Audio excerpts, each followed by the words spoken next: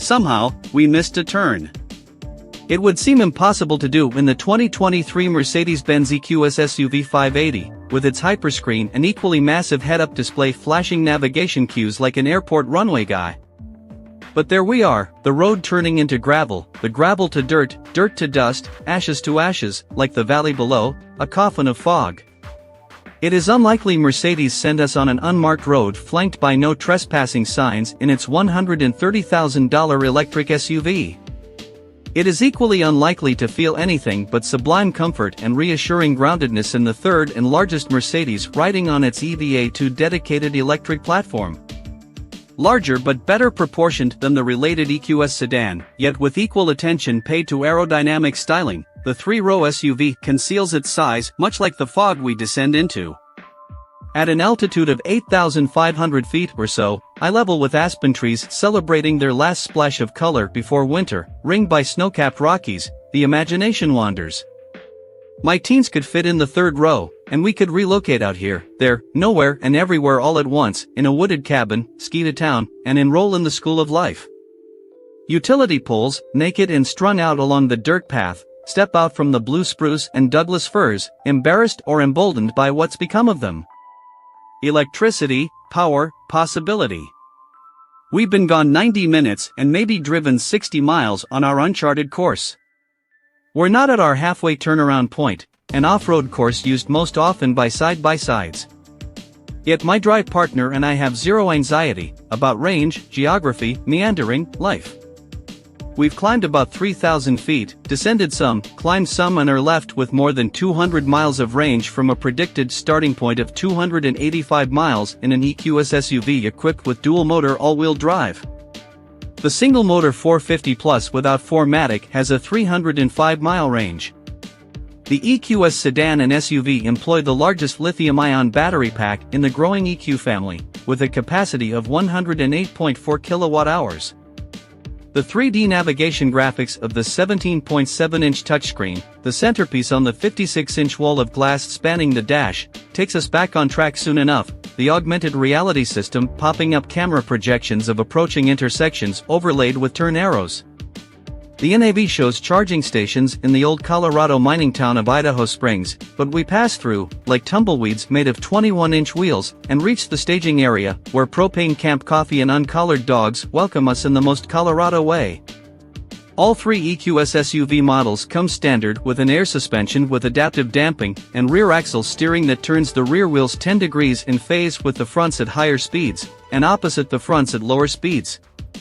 The 450 and 584 MATIC models add an off-road mode to the four other drive modes, and it automatically raises the suspension an inch so the ground clearance reaches 9.0 inches when activated. The suspension has been cosseting us during our climb up the mountains, the damping working against the lean endemic of a high-riding vehicle weighing 6,228 pounds. Now it's time to test its bona fides. But first, Mercedes switches us to an EQS SUV equipped with Cooper all-terrain tires on smaller 20-inch wheels.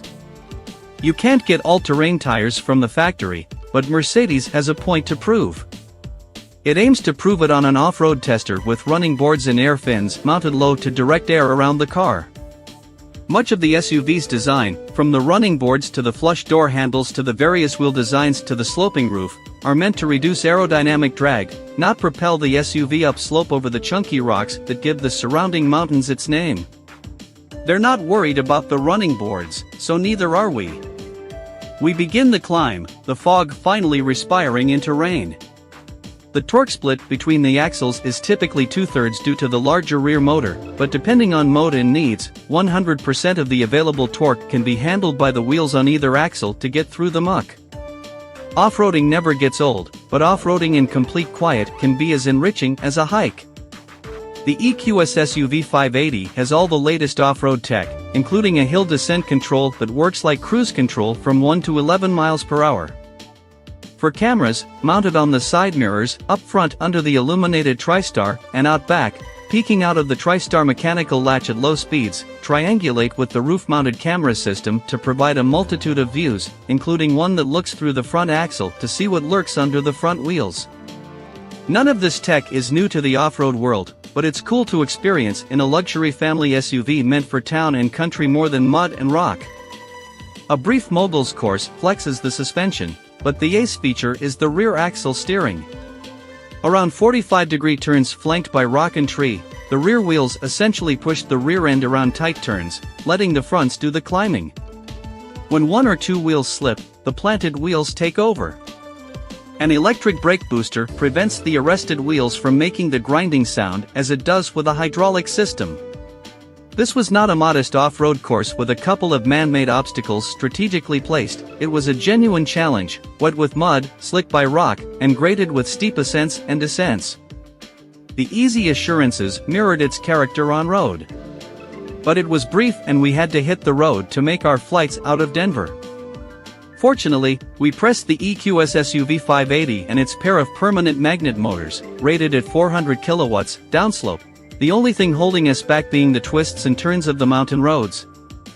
On straight shots, the EQS SUV 580 launches from 0 to 60 miles per hour in 4.5 seconds, according to Mercedes.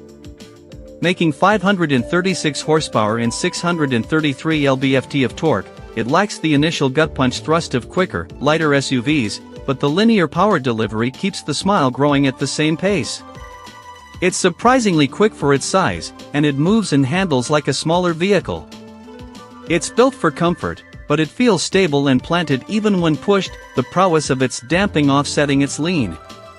Thick A-pillars limit outward vision, and the 3 regenerative brake settings affect not only the brake pedal feel but also the throttle.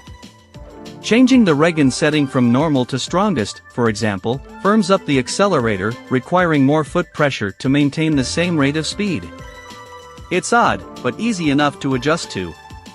There's an ease to the EQS SUV, even with the base 450+ model. Standard features include power front seats with 4-way lumbar support as well as heating and cooling of the leather upholstery, all standard. The massaging seat option should be popular. The power second-row seats move in lockstep with the front seats, so you don't have to fiddle with headrests or worry if there's enough room for the second row to fold down.